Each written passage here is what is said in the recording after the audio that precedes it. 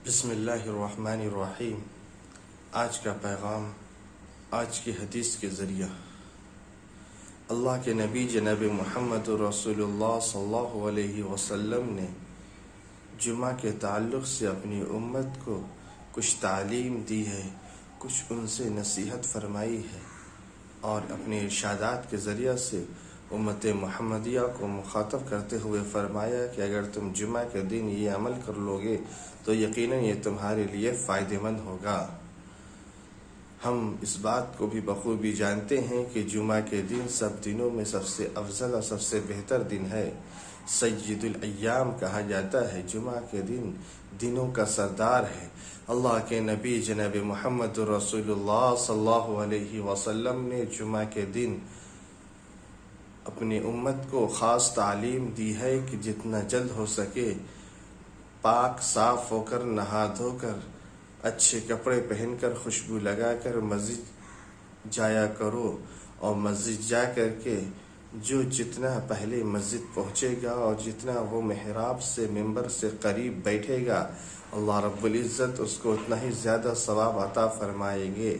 अल्लाह के नबी मुहम्मद रसूलुल्लाह सल्लल्लाहु अलैहि वसल्लम ने जुमा के ताल्लुक़ से इस हदीस के अंदर कुछ बातें इरशाद फरमाई।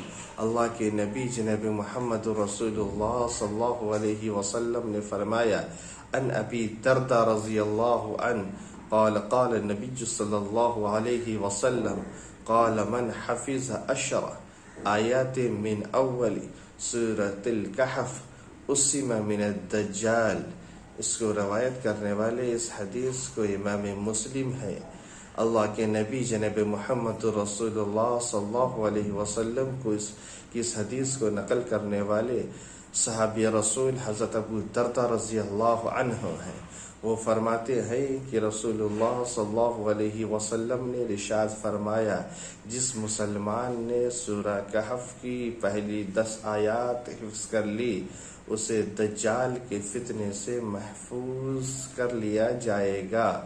अल्लाह के नबी जनाब मुहम्मद रसूलुल्लाह सल्लल्लाहु अलैहि वसल्लम ने फरमाया क़ाल क़ाल नबी सल्लल्लाहु अलैहि वसल्लम क़ाल मन हफ़िज़ अशर आयात मिन अव्वल सूरतिल कहफ़ उस्सिम मिन दज्जाल।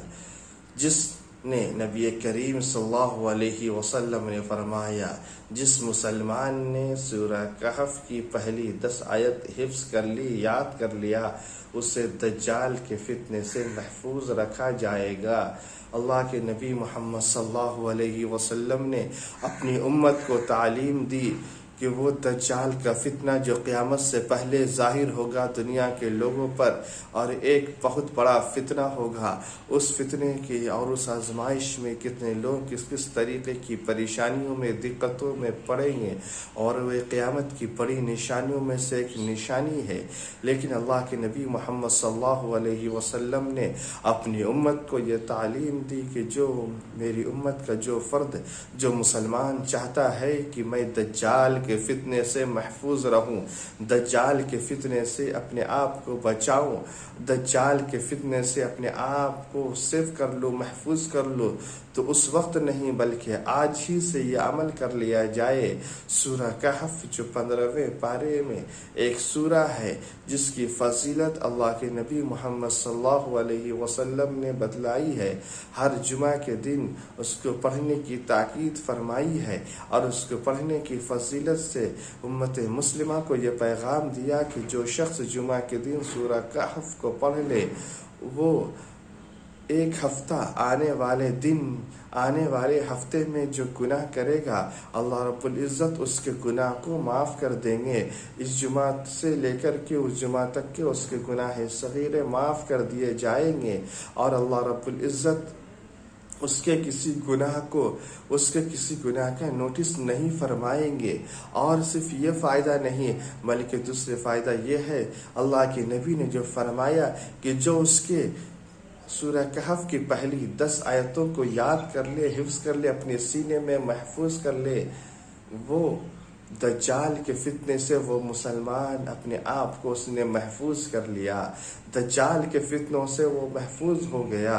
और दज्जाल के फितने से वो जो महफूज हो गया, जो मुसलमान, वो बहुत बड़ी आजमाइश से, बहुत बड़ी मुसीबत से बच गया। इसलिए अल्लाह के नबी मोहम्मद सल्लल्लाहु अलैहि वसल्लम ने जुमा के ताल्लुक़ से ख़ास बातें इरशाद फरमाई है। और उन ख़ास बातों में सबसे अहम बात जो जुमा के दिन मुसलमान को करने की ज़रूरत है, जिस चीज़ को, वो ये है कि जल्द से जल्द इस जुमा के दिन में पाक साफ होकर, नहा धोकर, खुशबू लगाकर, अच्छे कपड़े पहनकर मस्जिद जाकर या घर बैठ कर के सूरह कहफ की तिलावत की जाए, सूरह कहफ को पढ़ा जाए।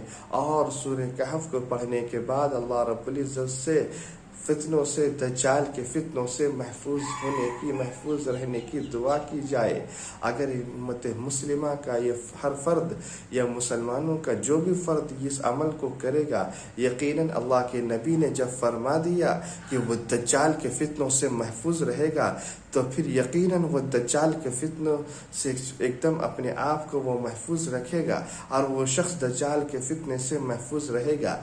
दज्जाल जब अपने पैर पूरे दुनिया में फैलाएगा, अच्छे अच्छे लोग उसके फितने में और उसकी आजमाइश में पड़ कर के मुसीबत और दिक्कत में पड़ जाएंगे।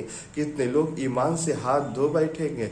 उस वक्त ये मुसलमान जिसने सूरह कहफ की जुमा के दिन हर हफ्ता तिलावत की होगी, पढ़ा होगा, उसे याद किया होगा और सूरह कहफ को पाबंदी के साथ पढ़ने की कोशिश की होगी, यकीनन वो मुसलमान, वो इंसान अपने आप को उस वक्त दज्जाल के फितने से महफूज पाएगा।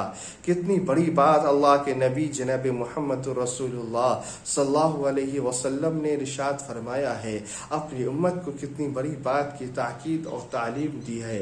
आज हम मुसलमान यह सोचते हैं कि हम आने वाले दिन में दुनिया के एतबार से जिस चीज़ का फ़ायदा हो, हम उस चीज़ को करने की कोशिश करते हैं। जिस चीज़ की वजह से दुनिया के माल और दौलत के नफ़े का ज़रिया कोई काम बन जाए, हम उसको कितने खुशी बखुशी और कितने अच्छे अंदाज में उसको करने की कोशिश करते हैं और ये सोचते हैं कि जो भी हो हमें इस काम को करना है ताकि हम उसके ज़रिया से आने वाले दिन में नफ़ा हासिल कर सके, फ़ायदा उठा सके। अल्लाह के नबी ने कितनी बड़े फ़ायदे की बात और कितनी बड़ी नसीहत उम्मत को की है, कितनी बड़ी ताकीद फरमाई कि अगर तुम चाहते हो कि दज्जाल के फितने से तुम महफूज रहो, दज्जाल के फितने से तुम बचे रहो और दज्जाल के फितने तुम पर गालिब ना आने पाए, तो दज्जाल के फितने तुम घेरे ना जाओ, तो तुम जुमा के दिन इस काम को कर लो। अल्लाह रब्बुल इज़्ज़त इसकी बरकत से तुम्हें महफूज कर देगा। अभी से तुम्हारी अमल की वजह से अल्लाह रब्बुल इज़्ज़त तुम्हें फितनों से महफूज कर देगा। आज हम गौर करें और ये कोशिश करें कि हमें इस अमल को करना है, हर जुमे के दिन करना है। हर जुमे के दिन इस ख़ास अमल को, इस कुरान करीम की सूरह को और इब्तिदाई 10 आयात को पढ़ना है, याद कर लेना है। यकीनन अगर हमने ये काम कर लिया तो यकीनन अल्लाह के नबी ने जो फरमाया है कि हम दज्जाल के फितने से महफूज रहेंगे, अल्लाह के फजल से, अल्लाह की मेहरबानी से हम महफूज कर दिए जाएंगे। आमीन। वमा अलैना इल्लल बलाग।